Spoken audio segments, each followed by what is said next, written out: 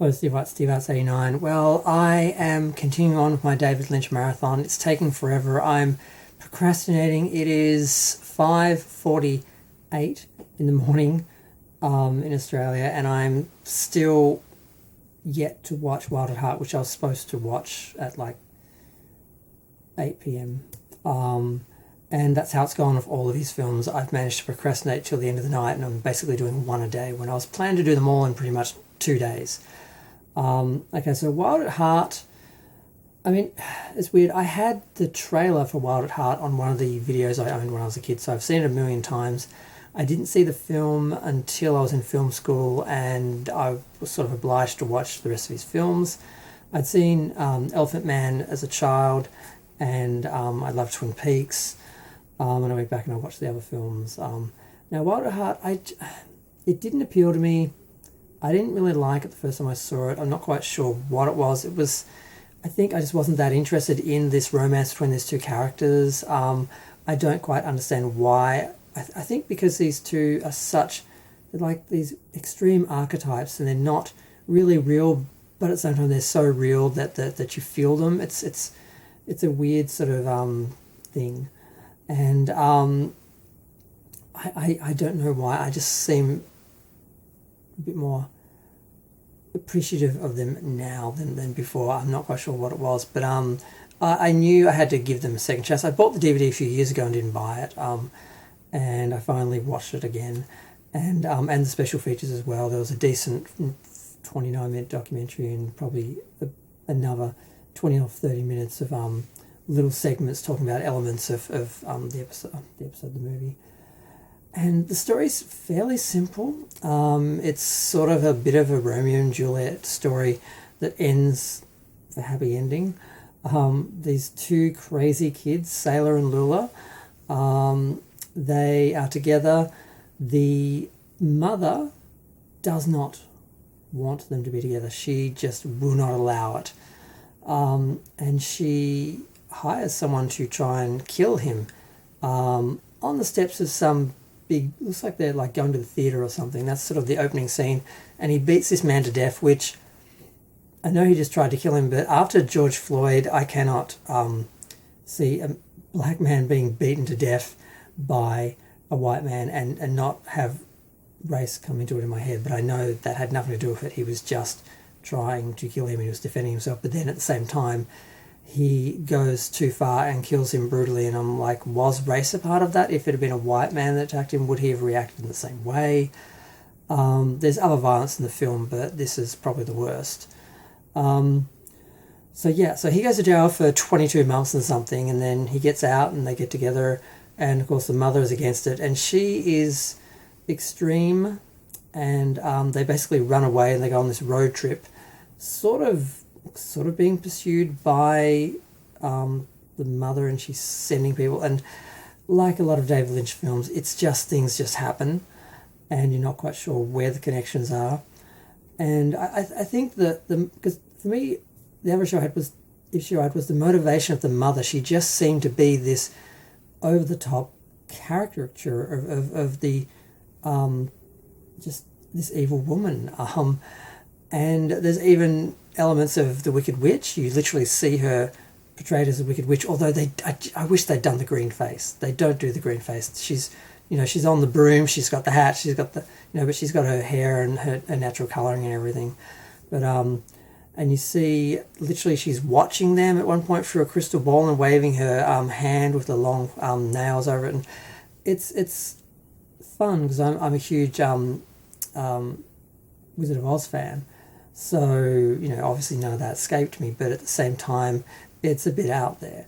But yeah, it ends up with he ends up robbing a bank, going to jail because he gets caught.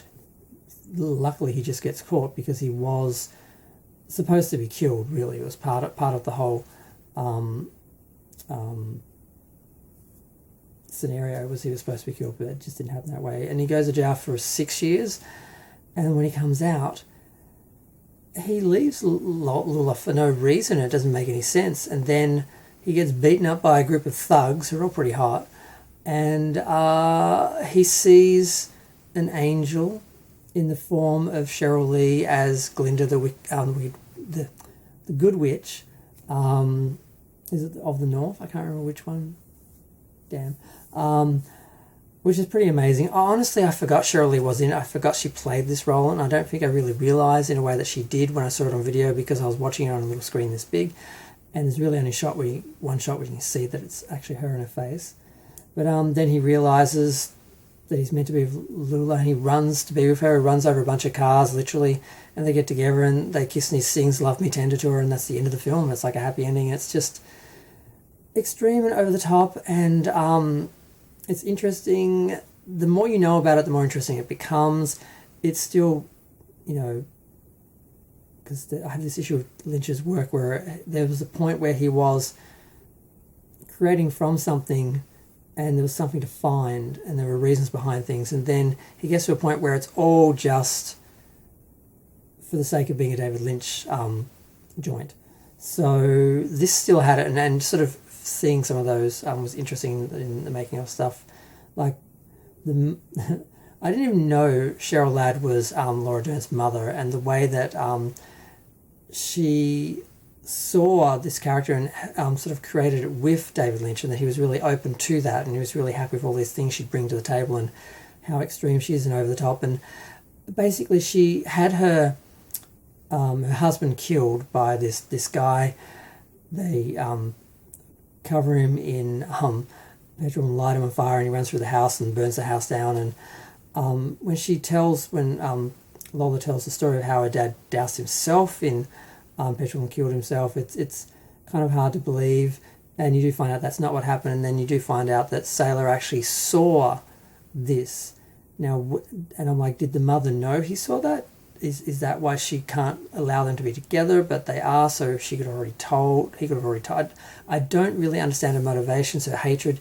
She is so extreme and over the top, and it's amazing on one level, but it's also like too much. And I'm glad that Cheryl Ladd explained the lipstick scene and what they were doing with that, and I'm like, oh my god, thank you.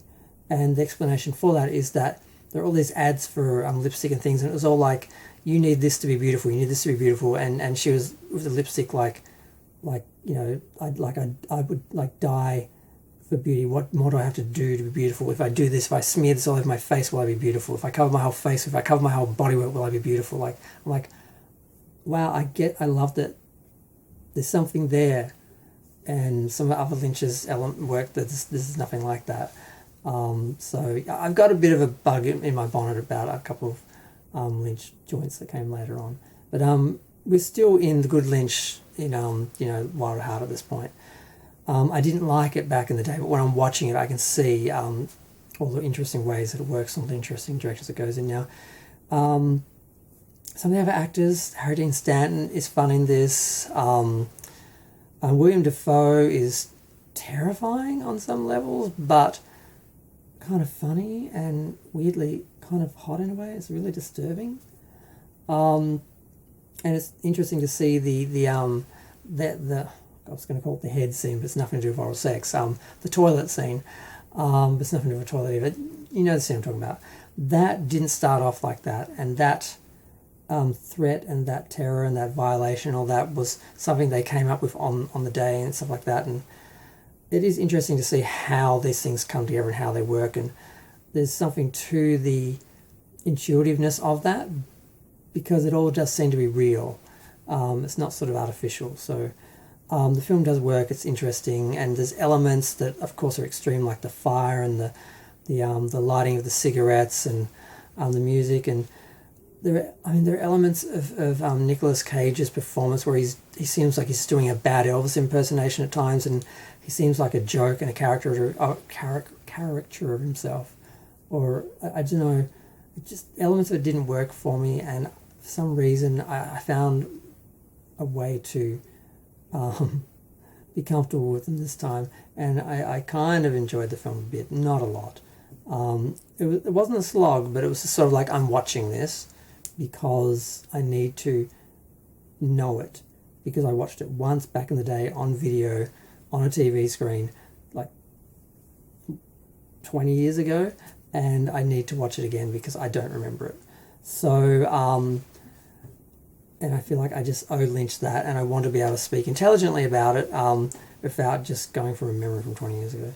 But there's not much more to say about it, really. I mean, there's so many little elements that you can go into, but that would take all day. There's no central, like David Lynch was saying, these films work, and you get this thing that is bigger than the sum of its parts, but all the parts have to work, and there's so many interesting little parts that come together to sort of make the experience that you have watching it, and to make these characters interesting. But I'm not sure they ever really work, but then they're not supposed to. Like I said, you just sort of feel them, you feel that they're real, but you don't really know really their backstory or who they are. I mean, you do get some of it. You understand that she was assaulted by, I think, an uncle or something, and there's a fairly horrible scene that we see the aftermath of that, and we don't see a lot of sailors like, why is he like this? Why did he beat that man to death? Why, we've got that one line about not having much parental supervision. I'm like, okay, at least I kind of understand the mother in this. I'm glad that she created this character, and there were reasons for everything. It's not just, wouldn't it be cool if, wouldn't it look cool if, wouldn't it be an interesting visual if.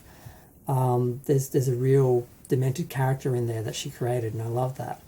Not all Lynch's work is like that. That's why I find it frustrating, because if you do that deliberately, that's just sadistic and evil to the audience. And there's an element of, this is not art, this is entertainment. It can be artful, but you're supposed to be entertaining. People pay to see a movie. They should at least know what's happening and have a basic understanding of why. Even if it's a visceral experience and extreme and strong, you still have to have some basic framework in there, or some basic something. And once you throw that away just for the sake of looking edgy and being David Lynchy, it disappears up a certain orifice, which Quentin Tarantino explained for us in his wisdom. I hate Tarantino, but he was right. Yeah, so that's it. I guess that's my little review. I watched it. I found it a lot more interesting. I found the characters individually a lot more interesting to look at than I remember. There's elements I didn't remember at all. I mean, Sherilyn Fenn doing her scene as the girl who dies in the car accident that they pass. I'd forgot all about that. I heard about it because she was talking. I've met her and she was talking about Lynch in the film and being that. And I'm like, I didn't even realize she was in it. I forgot about that. It didn't have any impact. I didn't recognize that as her at the time, which I blame on watching it on a screen this big back in the day, on blurry video.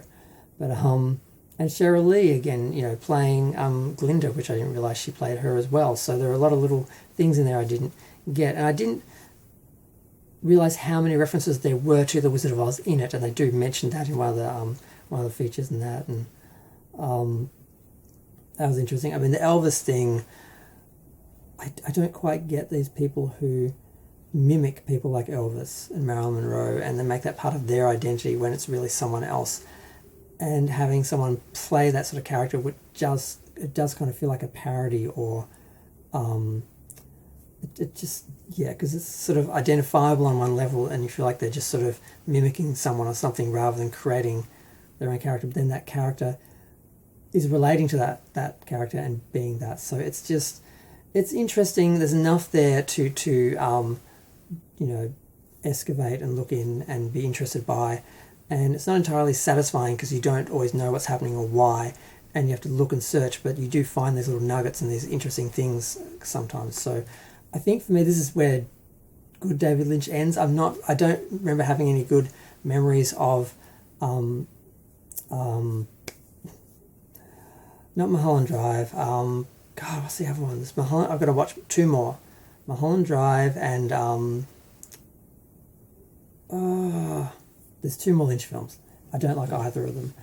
Although our beloved Miss Melissa George is in Mulholland Drive, and there are elements of that I really want to watch again. But I don't remember. Lost Highway, that's that one. I don't remember anything good about Lost Highway. I remember hating it. I remember going through, in my film school class, we all sort of dissected it, and we all felt like we'd worked it out, and we'd we'd slayed the dragon, we'd worked out this David Lynch film, we all felt very accomplished, and sort of wonder now if you actually had a clue. And Mulholland Drive, I don't know, I know it was meant to be a pilot for a TV show, then it became a movie when the pilot failed, and it's interesting. I don't remember enjoying it or liking it.